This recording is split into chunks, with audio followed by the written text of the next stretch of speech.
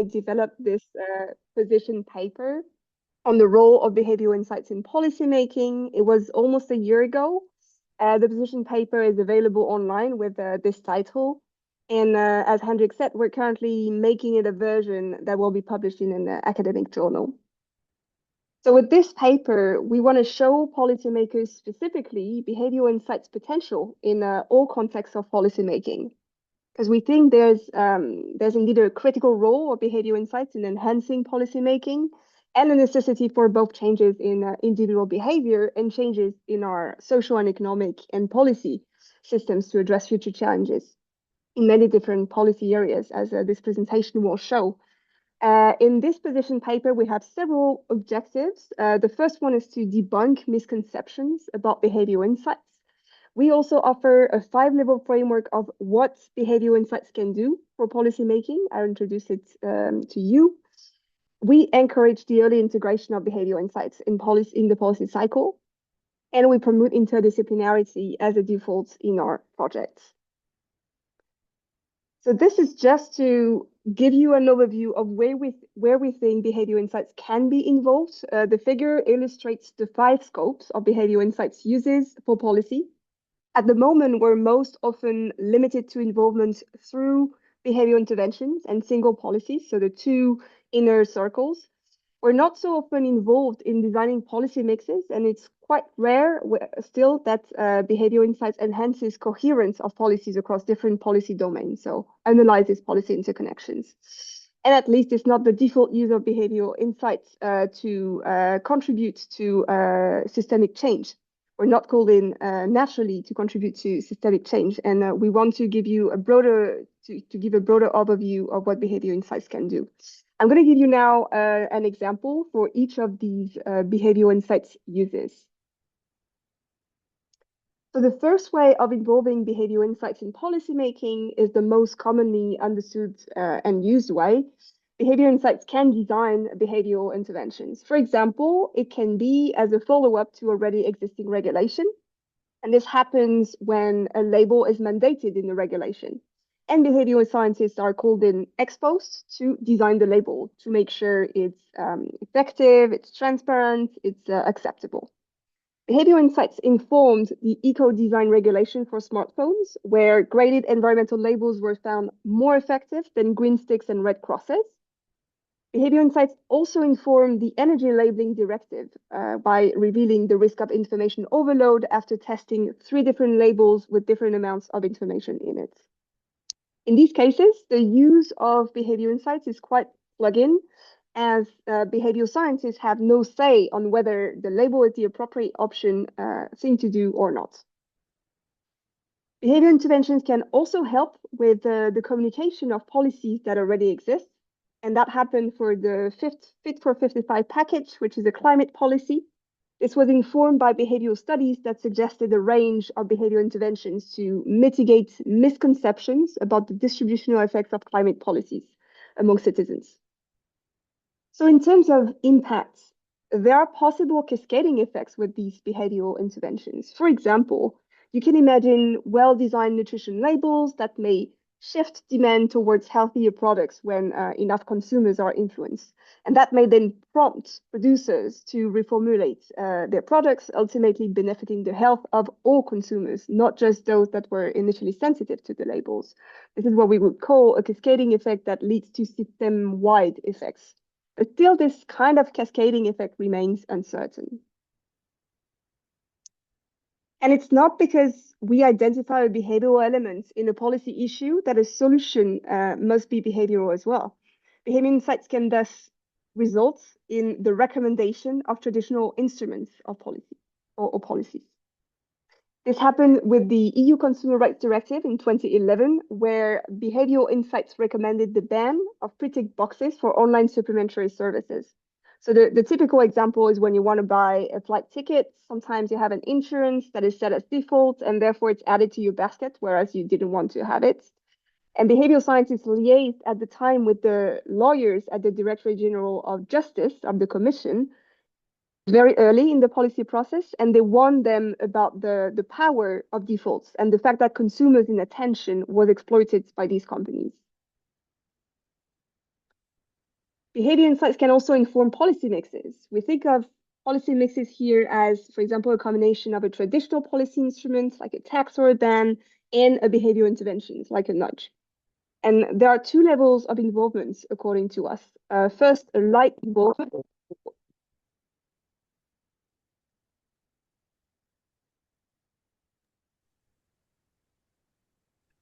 I think, Marion, we cannot hear you anymore. I'm not sure if it's just for me, but yeah, I see other people nodding. We've lost your audio. Maybe your headphones are not connected anymore or something?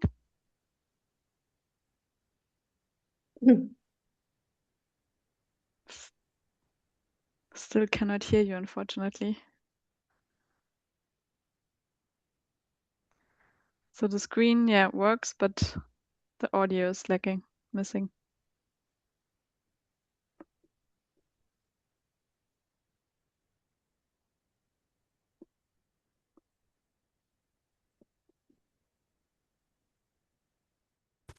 Can you hear me now? Yes, now it works. Yes? Okay. Okay, let's try again then.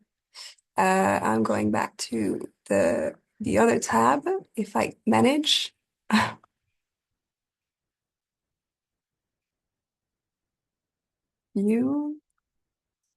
can't find the slides anymore because I had to switch to the audio parameters.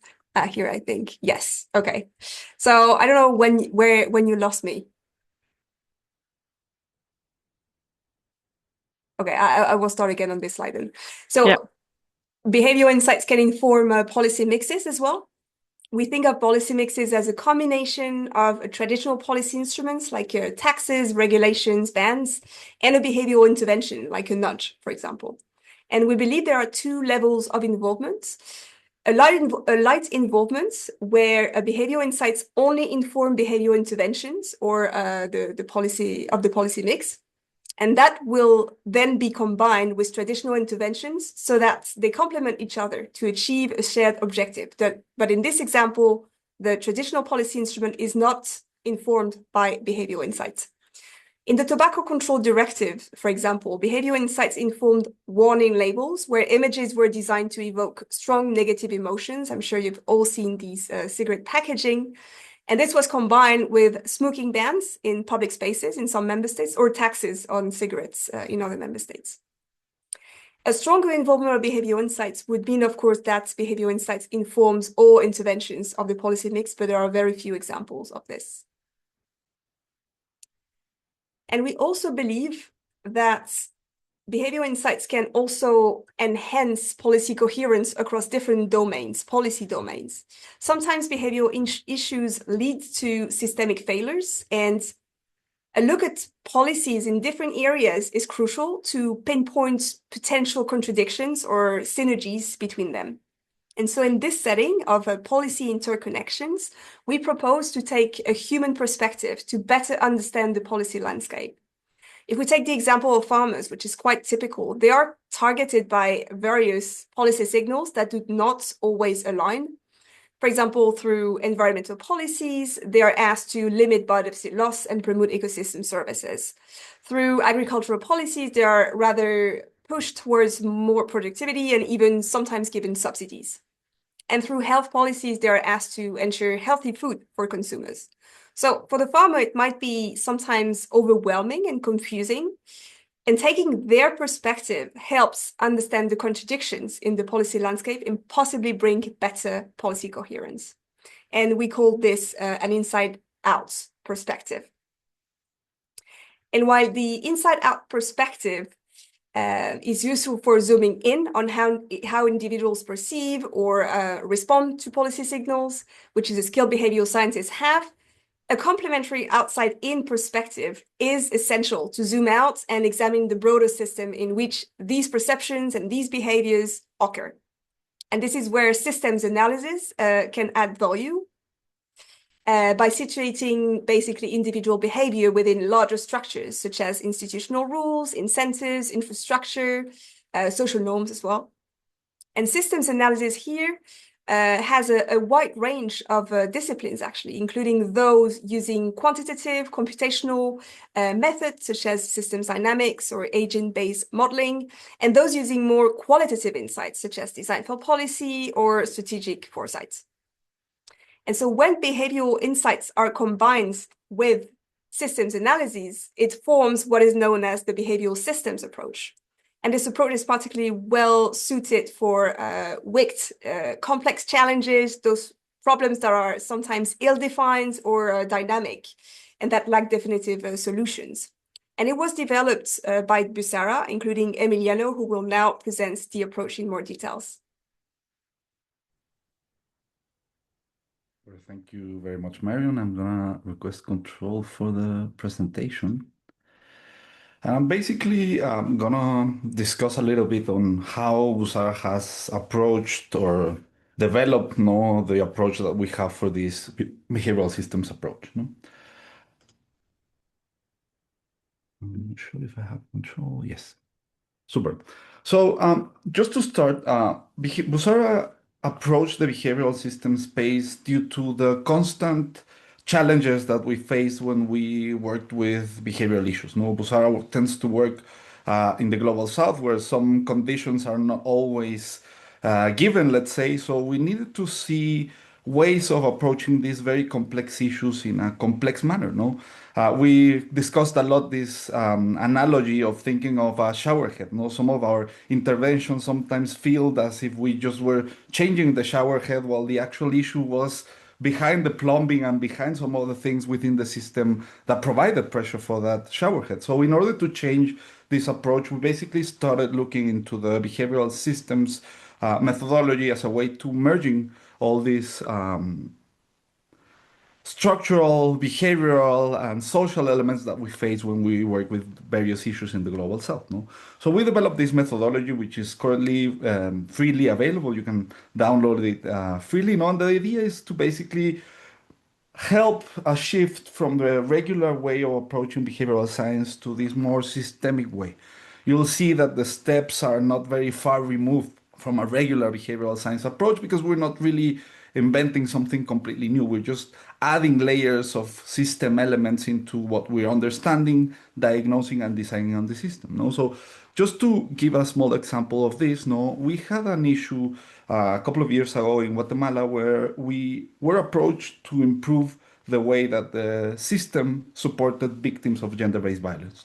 And as we received this request, we realized, okay, this is a much more complex issue that we can see just from the initial interaction with it. So we decided, okay, let's put in place this methodology and let's do a system analysis, and not just a journey analysis of what the victims face when they approach the system.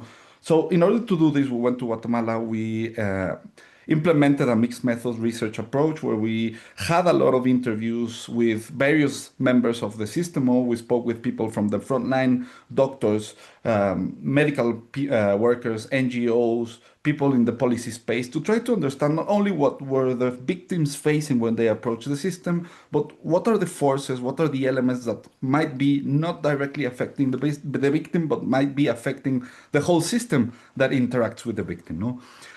After going into the field, we ran a lot of, let's say, visits into clinics of sexual violence, tried to understand what the actual victims were facing. We came back with a picture of the system. And even though a picture like this might not be very usable, there's a lot of information and not a lot that you can extract from it. This picture of how the system interrelated, how the actors shaped decisions along the pathway of the victim, how the family affected the decisions to approach the system or not, and how other policies and lack of policies also affected this. In the end, this picture basically has a lot of the elements that affect the journey in visible and non-visible ways. We have elements of key stakeholders, implementation failures, causes of some of the choices of the victims. And even though this was very, very useful, we ran into the problem of how can we make sense of all this complexity. And this is where we basically took the step of moving the analysis from a qualitative, let's say, analysis of the system into an agent-based model one. No? We turn the system and all these interactions that we had understood into an agent-based model that tried to basically predict the way and the choices that a victim would make along the path. This was very important because this is what basically started to allow us to shift things in the system and see how the system reacted. No? This was a very important point of the process, and this is a very important point of arguing towards making this kind of complex approaches to some issues, because these simulations allowed us to run things that in real life would have been unfeasible, unethical, or too costly. If we wanted to understand what happened if we shifted something within the way that victims approach the system or received support, we would be running a very interesting experiment, but we might be running a very unethical experiment by limiting service to some people that might have needed it. No? So in order to avoid this, we ran simulations of the system that we created. These simulations eventually allowed us to, let's say, change things in the system. What happens if we allow, for example, victims to have access to ambulances that they didn't have before? No, what's the simulated path that these people would take? Where would they stop? What were the challenges? What are the challenges that they would face? And in the process, we started shifting or testing 29 different policy changes, no? From things like, for example, implementing confidential reporting to allowing for indigenous women to find interpreters when they approach the system, no? And this was very interesting because, for example, with this, we were able to understand what happens if instead of a victim approaching the system, not finding support and abandoning immediately, this victim was able to enter the first, second, or third level of support, no? By simulating this, we were kind of extracting information to understand what's the better way to approach the intervention of the system. No? And all of these policies were very interesting things to see because we were actually looking for things that created well-being in the system, but in the process of simulating these policy changes, we not only found that, we also found things that were actually creating more harm than good to the system. And one of the very good examples of this is this screen that you're looking at. No, by performing these simulations, we were able to understand which policy changes create an increased well-being for the victims, no, and which policy changes actually created a reduction in the well-being of the victims. And one of these policies that actually created reduction made zero sense to us at the beginning, because when we started simulating things like implementing a mandatory screening process for all the victims that entered the system, we thought of this as a very good policy, no? And if you research, the recommended responses and policies to reduce gender-based violence, the mandatory screening process is actually an internationally well-recommended practice. However, in the system that we were mapping in Guatemala, we realized that the lack of confidentiality when reporting was actually creating more harm than good. Without confidentiality, this mandatory screening process were actually creating more harm than good, more violence for victims than actually benefits. No? And these kind of things allowed us to then sit down with the government and start discussing how can we change this, how can we reduce the importance, let's say, of the mandatory screening process and shift it to providing confidential reporting process for the victims. No? And this is the way that we thought of intervening the system before we actually made any kind of intervention. This was a way for us to kind of understand how the system will shift before doing anything, to understand what's the best way to approach this. No? And again, maybe without all this, we would have been pushing for the mandatory screening process without realizing that it was actually something that was feeding back negatively to the system. No? This is the goal of this methodology, and the idea is to basically help us incorporate all these things that might not be evident when looking at the issue, but that if you want to actually create a sustainable solution, you have to look behind what's on the shower head and look into the plumbing system and everything that comes behind. No? So yeah, here's the methodology. I'll share it in the chat, no, and Shalin will discuss a different way of approaching also this methodology. No?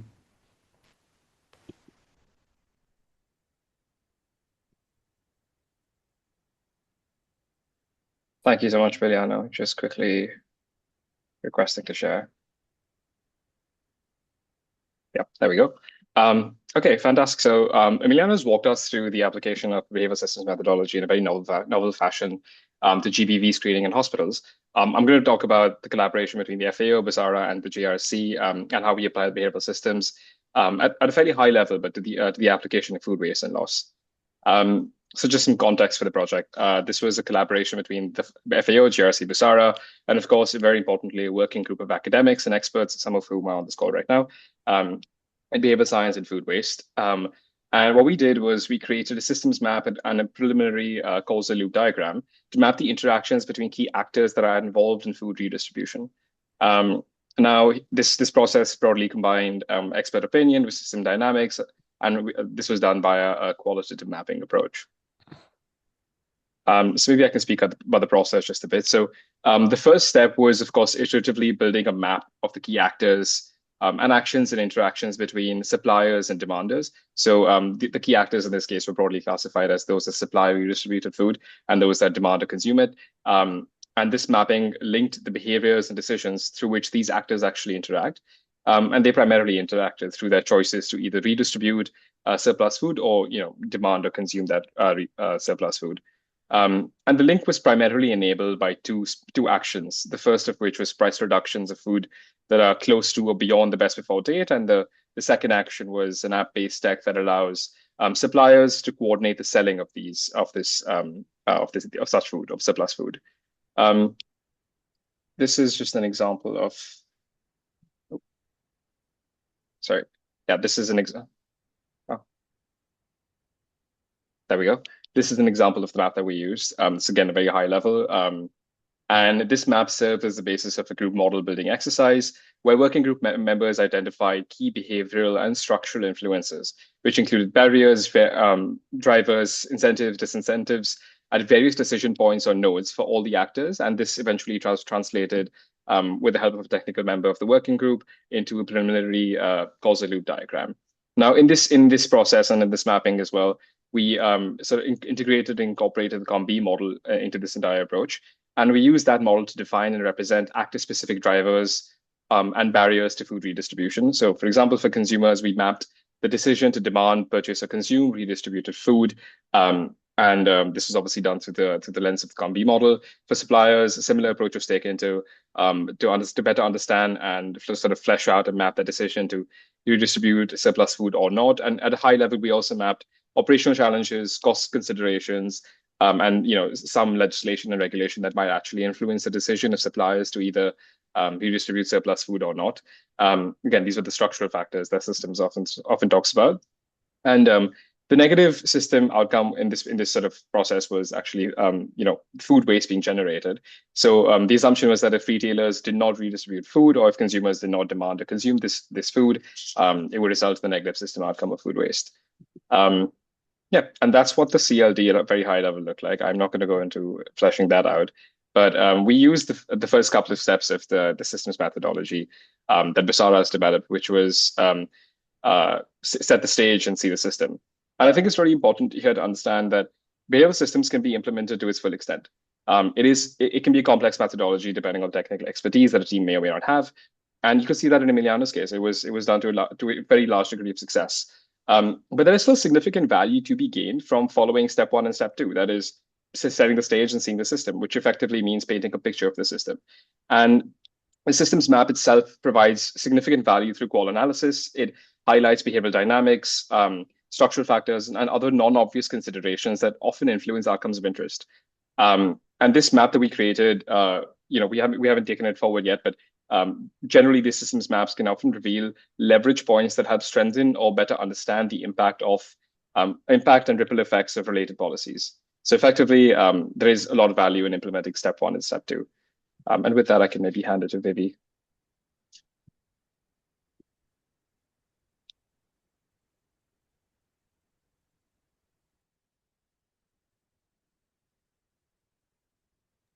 Vivi, I believe you're muted. Yeah. Hello. Oh. Yeah, can you hear me now? Great. Hello, everyone. I'm Vivi Antonopoulou, and maybe I should. I'm not able, I think, to move the screen. I have requested control, but it doesn't seem like it's moving. Let me do it again. Oh, there it is. Sorry. Yeah, so as I was saying, I'm based in the Center for Behavior Change. I'm working primarily for the Policy Research Unit in Behavior Social Sciences. And today I'll share an applied example from healthcare, illustrating how workplace infrastructure generates behavior and how we've used a behavior systems mapping approach to understand healthcare professional responses to patient complaints, and what this reveals about learning, quality improvement, and where policy and practice can play a role. Patient complaints are a really valuable source of insight into safety, quality, and trust, but they're often underused and handled inconsistently. And when complaints are poorly handled, the impact is immediate distress for patients, for families, disengagement, as well as missed opportunities for the healthcare organization to learn and improve. And there's also a wider system consequence. So the cost of clinical negligence has risen substantially over the last decade, although there is no evidence of more increased medical injuries. And despite guidance like the Sensory and the Parliamentary and Health Service Ombudsman complaint standards, in the UK, we still see a lot of variability in how complaints are responded to, and this is exactly the implementation gap that we wanted to understand. So a little bit about the research background. So, most of the research, the previous research was focused on what drives the patient's behavior in the complaints process. And there is much less attention that has been paid to the behavior responses of the healthcare professionals. So essentially, the early first responses to complaints and how those responses shape whether a complaint becomes a learning opportunity or becomes a defensive organizational process. So our aim was to understand behaviors across multiple actors within a complex system, and recognizing that this is emotionally charged work shaped by culture and constraints, and there are no single quick fixes. And this is just an overview of the national health system in England, just to situate complaints handling within the wider structure of the NHS. And to show that complaints don't often sit in one place, but they interact across various national bodies and regional structures. So if we want to understand complaints and how these contribute to improvement, we need to understand where responsibilities sit, how information travels, and how incentives and accountabilities across these layers shape the day-to-day behaviors of staff and organizations. And here is the mapping process that we followed, and it is important to stress that it was an iterative approach and not a one-off diagram. So we first defined the objective, the research questions, then we set the scope and the boundaries of the system, and we selected the relevant behavior frameworks. And we gathered evidence and we identified variables such as actors, behaviors, and influences, added relationships to build the map, and finally reviewed and interpreted the map with the stakeholders. So the value is that it makes implicit assumptions explicit and visible, and lets us see where the system can actually allows us to for change to happen. This is an overview of the methodology in more detail. I have to say this is a qualitative behavioral approach. And so in practical terms, we extracted data on actors' behavior and influences in relationships through a systematic review. And then we first constructed a prototype map, an initial map, iterating several times as we find what mattered the most. And then we run a stakeholder workshop to validate the map with healthcare professionals, policy advisors, patient and public involvement, contributing to this refinement of the map. And then we use that input to finalize the map and link it back to behavior science frameworks to guide recommendations and that are feasible in the real world. Oops. Yeah. And this is the map. This shows how the influences and actors and behaviors were displayed on the map, and they were categorized, obviously, according to the COMBI model, the capability, opportunity, motivational model of behavior. And you'll see that in the initial map, we had identified 8 groups of actors, 22 behaviors, and 24 influences. But then after the refinement and the stakeholder workshop, the final map included 23 behaviors and 28 influences. And the key point is that responding heavily to complaints isn't driven by one thing. It's shaped by interacting influences like skills and confidence, time and organizational support, and also fear and threat and professional identity. The key point of this approach is that this mapping becomes essentially useful for intervention design because we can identify feedback loops. So, for example, when organizational dynamics like reluctance to challenge senior colleagues or difficulty having constructive conversations with colleagues reinforces hierarchical divisions, and this creates a loop that keeps the pattern going. And at the same time, a blame-oriented culture can reinforce defensiveness.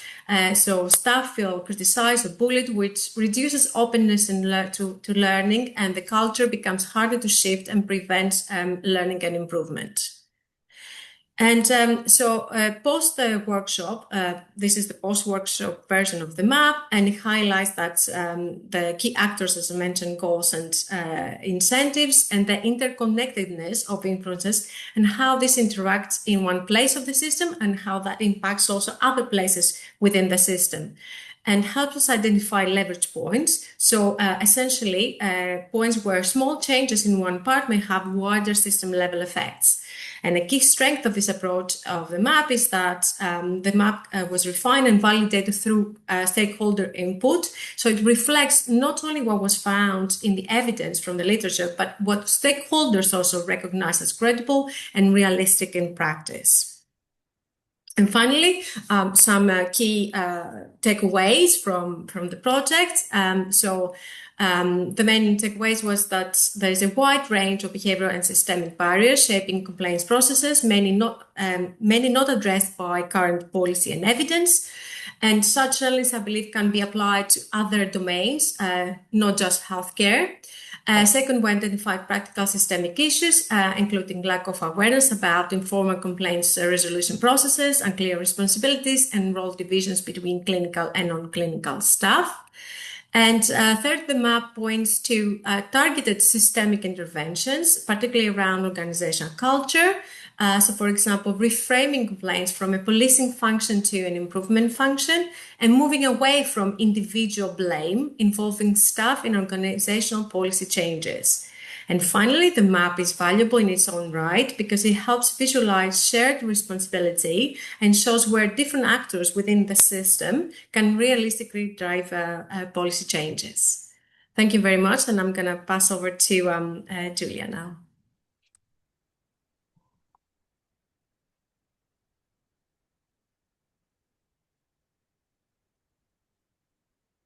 I should be able to take over. Yeah, I haven't received the request yet. I did request. Yeah. Again, trying again. It just takes a bit of time, I think. Yeah. Please. Right. Okay, is that me now? Yeah, I believe so. Okay. So, in this part and last part, we'd like to provide you 2 examples of how behavioral insights, behavioral systems more specifically, can provide insights in support of policymaking. So this is a figure that illustrates the policy cycle and what behavioral insights can bring to each phase of the policy cycle. Very briefly, the policy cycle is composed of the anticipation phase, you see in purple, where we define the policy issue. Then in the formulation phase in blue, we discuss and test the set of policy options that can address the policy issue. At the adoption phase in green, you have the Parliament and the Council, European ones, that have to agree on the European Commission's proposal. And once adopted, the implementation phase, that is in yellow, starts where EU member states have to translate the EU law into their national legislation and apply it on the ground. And finally, you have, well, you know well about, I think, the evaluation phase in orange that tests the effectiveness of the policy. I won't go into the details now, but broadly, in colored text, you can see the contributions of behavior insights to the policy cycle of a specific policy at each stage. Whereas in the gray outer circle, you can see what behavior insights can bring overall to the policymaking process, such as supporting member states in implementing policies in general, but also supporting collaborative policymaking and providing policymakers, with trainings, for example, to raise their awareness about the importance of behavior insights. And mostly so far, behavior insights has been used in the impact assessment phase. So during the formulation, the behavior insights are used to test the policy options, meaning that behavior insights did not have a say on which policy option makes sense from a behavioral point of view. We'd rather want this, of course, behavior insights involved in all phases of the policy cycle. And now we'll give you, with Julia, 2 examples of application of behavioral systems. One that supports the policy process of a specific policy, that's going to be Julia, and another one that supports the overall policymaking process. Julia, over to you. Thank you, Marion. Let's see. Great. I think this works. Yes. So a little bit also to the theme that we have for today's session, because this research, as well as what Marion just introduced, the policy cycle, is very much inspired by the paper from Löwenstein and Carter, and they recently published a book. It's Not on You. And they're unpacking a little bit how, I think I'm guilty to this as well, behavioral science has tried for so long to solve problems at an individual choice level, right? So it's my responsibility to be environmentally friendly. And I think for many, many times in FAO, we have mainly targeted community-driven behavior change pilot projects. So we're trying to change the behavior of a farmer. We try to make the farmer adopt more regenerative practices. We try to make them adopt more crop-resilient food choices for then their farming decision-making under certain circumstances that are more resilient and so forth. But we've never really looked at the system as a whole. And we wanted to try and do things differently with this project that was funded by the Jeff unit. And we wanted to look at the whole policy cycle. And that's why Marion's research that was presented at the beginning of this came in really handy, because it kind of gave us a compass of where we wanted to go with this. And it also gave us a great example and framework and methodology to apply this to a very specific case. So we're looking basically at Latin America as a geographic region, and the goal was to drive the uptake of sustainable and regenerative livestock practices. And we wanted to understand how the interplay between the system, and for the system we now mean the Latin American country context and their governments, has an impact on the farmers in particularly. First and foremost, we wanted to better understand the behavioral barriers and levers when it comes to those particular livestock behaviors. And we did a literature review for that. You can find it online, and I'll paste the link in the chat in a small while. But basically, we wanted to understand what can drive sustainable practices for livestock and what can inhibit them, right? So blue and red are both the behavioral barriers as well as the structural barriers, such as high cost and upfront investment. And then the yellow one, and it's very, very small, it's the policy cycle. And then we have some key variables that we were looking at in the meantime.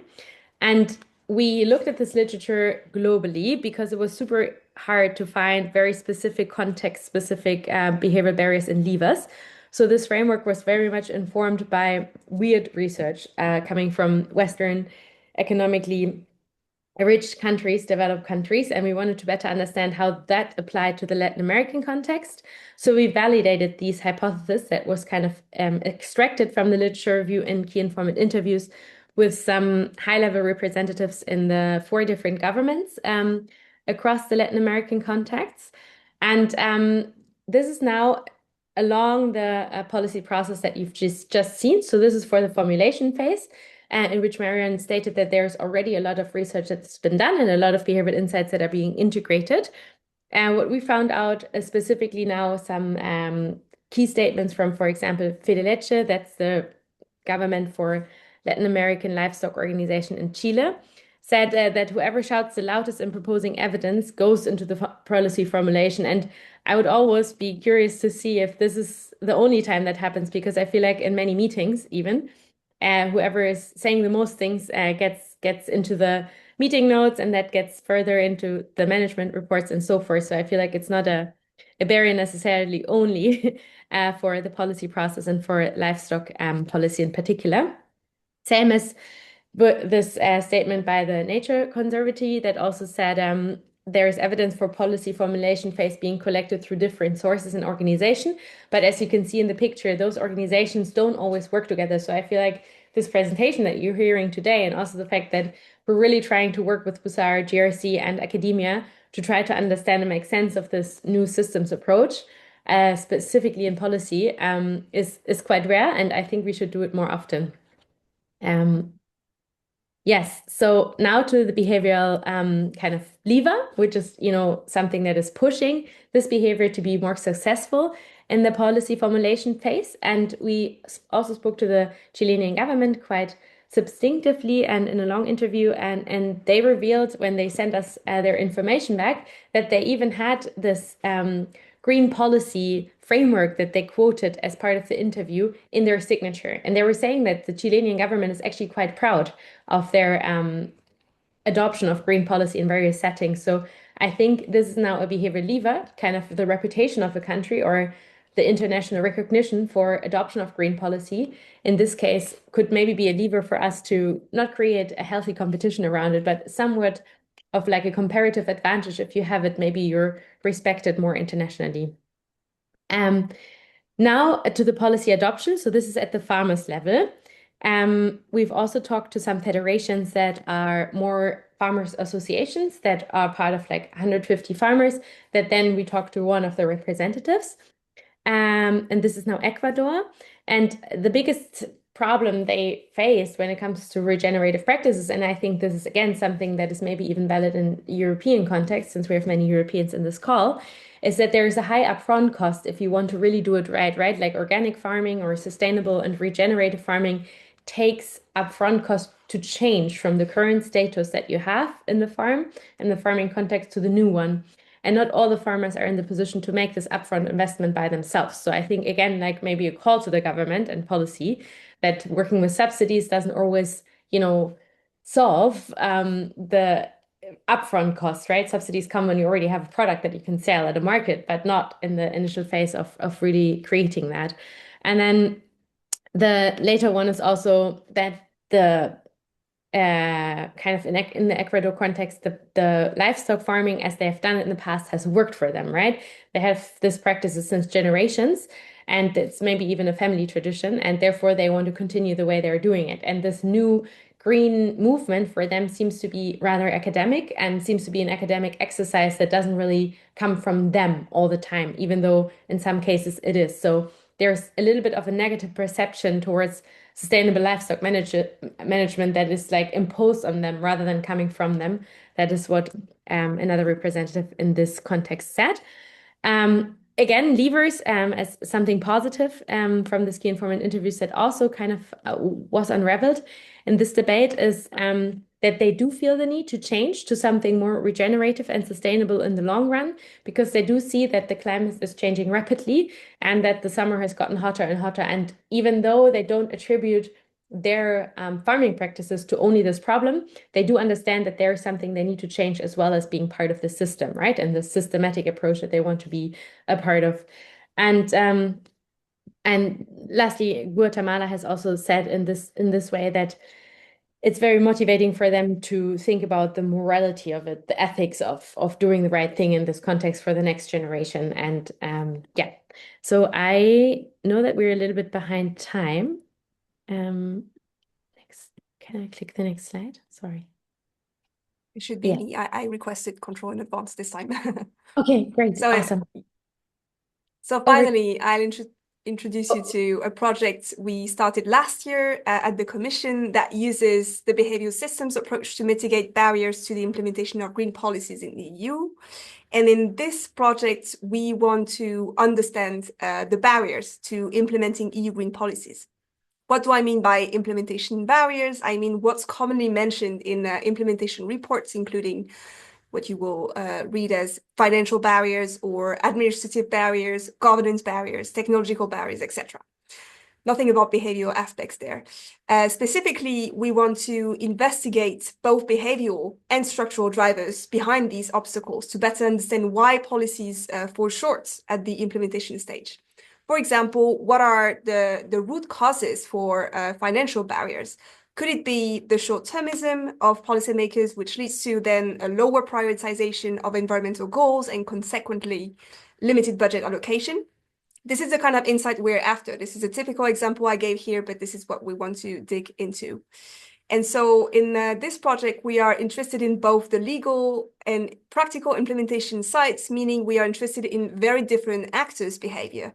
It's a multi-actor landscape because in legal implementation, you target the behavior of public administrations in member states, EU policymakers, whereas in practical implementation, you're more interested in the local and regional authorities, citizens and businesses, farmers, etc. So you see, it's a very complex system.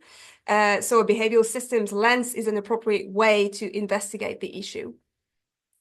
For example, in the legal implementation side, we plan to map the journey of an EU legislation from its adoption at the EU level to its enforcement at member state level. We want to know in whose hand does it fall first after the adoption? Why? What's the influence of this person on or group of persons on the law? Next, who deals with the law and what's the interaction between these stakeholders, etc., etc. We want to build the whole map. And once we have the mapping of the journey of the EU law, we'll identify leverage points where interventions could lead to a smoother and faster implementation process. And once we have these leverage points, we of course develop behavioral analysis at these leverage points to develop interventions, be them behavioral or more traditional. So you understood that's a big project.